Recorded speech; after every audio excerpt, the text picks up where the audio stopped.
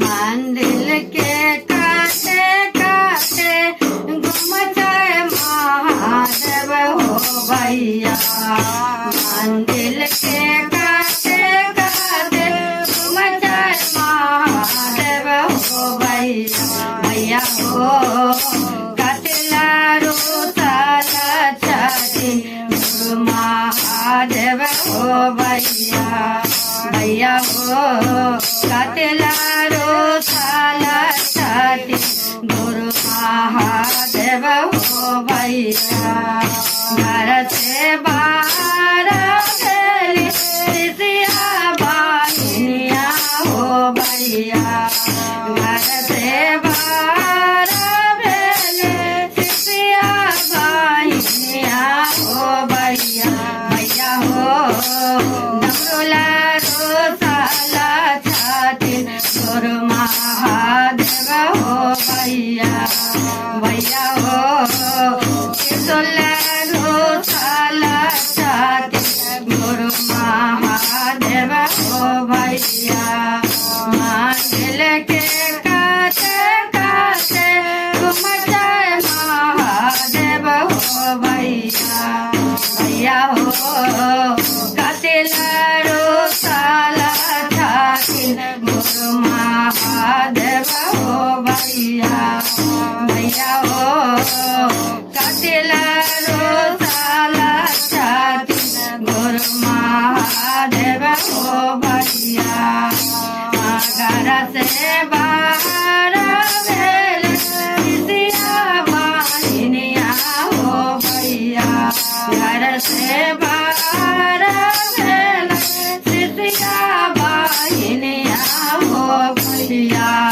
भैया हो मिगे छालाल रोसाला छाती गुरु महादेव हो भैया। भैया हो लडुआल रोसाला छाती गुरु महादेव हो भैया। भैया हो भगतालाल रोसाला छाती गुरु महादेव हो भैया। मंदिर के काटे काटे घूम जाए महादेव हो भैया। भैया हो कटला रोसाला छाती गुरु महादेव हो भैया। भैया हो कटला रोसाला छाती गुरु महादेव हो भैया। अपने महालिया से निकला सिसिया बानिया हो भैया। भैया हो गंगल रोसाला छाती गुरु महादेव हो भैया। भैया हो चंदन रोसाला छाती गुरु महादेव हो भैया। भैया हो कटला रोसाला छाती गुरु महादेव हो भैया। मंदिर के काटे काटे घूम जाए महादेव हो भैया।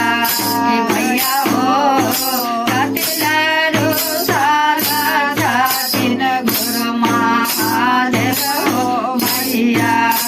भैया हो कटला रोसाला छाती गुरु महादेव हो भैया। अपने महालिया से निकला सिसिया बानिया हो भैया। भैया हो खीरलाए रोसाला छाती गुरु महादेव हो भैया। भैया हो लडुआला रोसाला छाती गुरु महादेव हो भैया। भैया हो कटला रोसाला छाती गुरु महादेव हो भैया। मंदिर के काटे काटे घूम जाए महादेव हो भैया। हे भैया हो कातिला रोसाला छाती गुरु महादेव हो भैया हे भैया हो कातिला रोसाला छाती गुरु महादेव हो भैया घर से बाहर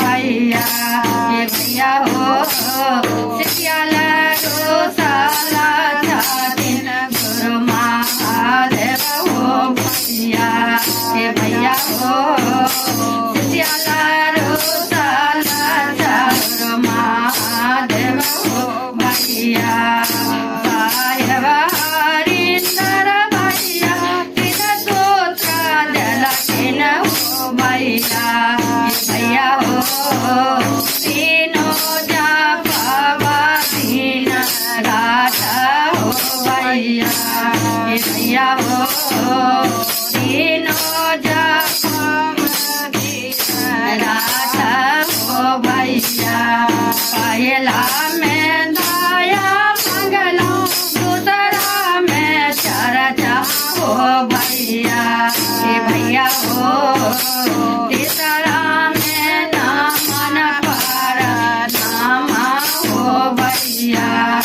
भैया हो तीसरा में नाम पारा नाम हो भैया भैया हो कातिला रोसाला छाती गुरु महादेव हो भैया हर हर महादेव दया कर गुरु। यह गुरु भजन है, आप लोग ध्यान से देखिए, पूरा देखिए, लाइक करें, शेयर करें, सब्सक्राइब करें, कमेंट जरूर करें, शिव गुरु परिवार से जुड़े। हर हर महादेव दया कर।